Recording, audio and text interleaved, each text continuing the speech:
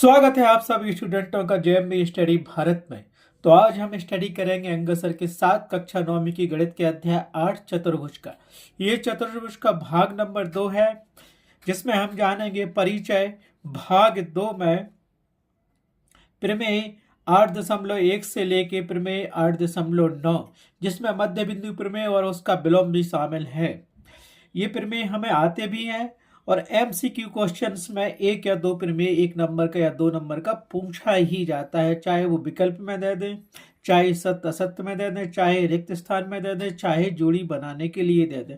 और एक प्रमेय अपन को हल करने के लिए 4 या 5 नंबर का आता है। तो हम यहाँ केवल उसका स्टेटमेंट अर्थात कथन वगैरह जानेंगे, हल नेक्स्ट वीडियो में करेंगे। ठीक है। इससे पहले यदि आपने हमारे चैनल जेएमबी स्टडी भारत को सब्सक्राइब नहीं किया है तो सब्सक्राइब कीजिए, ताकि इसी प्रकार की वीडियो आपको सबसे पहले मिल सके। तो आइए हम देखते हैं प्रमेय 8.1 क्या कहता है। तो प्रमेय 8.1 हमें दिया गया है, किसी समांतर चतुर्भुज का एक विकर्ण उसे 2 सर्वांग सम त्रिभुजों में विभाजित करता है। दिया गया कथन ये रिक्त स्थान में पूछ सकता है या सत्य सत्य में पूछ सकता है या हल करने आ सकता है। तो याद रखना, ये यूनिवर्सल ट्रुथ है कि किसी समानांतर चतुर्भुज का एक विकर्ण उसे 2 सर्वांग सम त्रिभुजों में विभाजित करता है। दूसरा प्रमेय दिया है 8.2, एक समांतर चतुर्भुज में सम्मुख भुजाएं बराबर होती हैं। अर्थात क्या होता है, आमने सामने की भुजाएं, ए भुजाएं आपस में क्या होती हैं, बराबर होती हैं। सम्मुख का मतलब होता है आमने सामने की भुजाएं।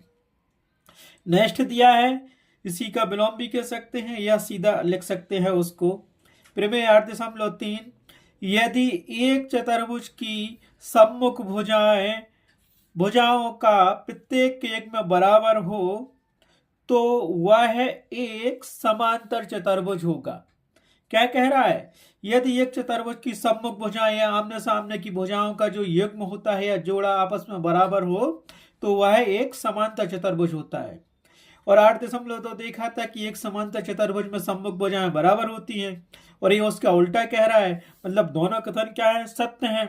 प्रमेय 8.2 और 8.3 हो गए। अब चलते हैं हम प्रमेय 8.4 और 8.5। तो प्रमेय 8.4 कहता है, एक समांतर चतुर्भुज में सम्मुख कोण बराबर होते हैं।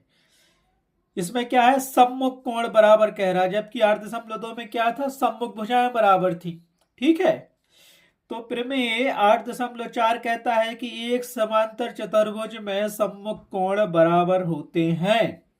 और प्रमेय 8.5 इसका विलोम कह सकते हैं। प्रमेय 8.5 क्या कह रहा है, यदि एक चतुर्भुज में सम्मुख कोण या कोणों का प्रत्येक एक में बराबर हो तो वह एक समानांतर चतुर्भुज होता है।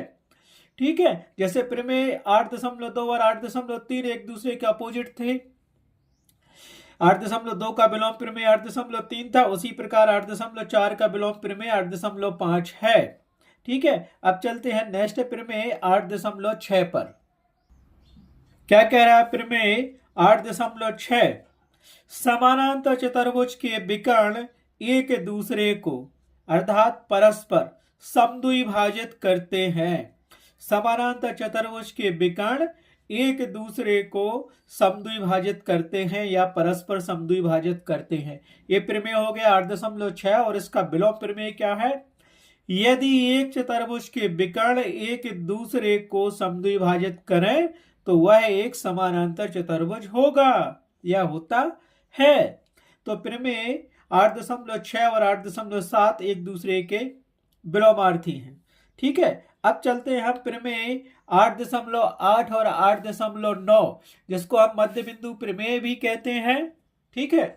तो प्रमेय 8.8 कहता है, किसी त्रिभुज की किन्हीं 2 भुजाओं के मध्य बिंदुओं को मिलाने वाला रेखाखंड तीसरी भुजा के समानांतर होता है। ठीक है। और इसका विलोम ही कह सकते हैं इसको, प्रमेय 8.9 को, किसी त्रिभुज की एक भुजा के मध्य बिंदु से दूसरी भुजा के समानांतर खींची गई रेखा तीसरी भुजा को समद्विभाजित करती है। ये हमारे पास जो अध्याय 8 चतुर्भुज में प्रमेय दिए गए हैं, कुल 8.9 सभी प्रमेय एमसीक्यू क्वेश्चन में पूछ सकते हैं, बहुत ज्यादा इंपोर्टेंट है, तो इनको आप रट लेना, इनका स्टेटमेंट, इनको हम हल नेक्स्ट वीडियो में करेंगे। और कुछ महत्वपूर्ण तथ्य भी हैं जो एमसीक्यू के हिसाब से ज्यादा इंपोर्टेंट है, तो वो भी हम देखते हैं वो क्या है। पहला दिया है, समांतर चतुर्भुज का एक विकर्ण उसे दो सर्वांग सम त्रिभुजों में विभाजित करता है। सर्वांग सम का मतलब दो बराबर त्रिभुजों में विभाजित करता है, ठीक है। और एक समांतर चतुर्भुज में क्या क्या विशेषताएं होती हैं? एक समांतर चतुर्भुज में सम्मुख भुजाएं बराबर होती हैं, जबकि हमने प्रमेय में देखा था सम्मुख का मतलब आमने सामने की भुजाएं बराबर होती हैं।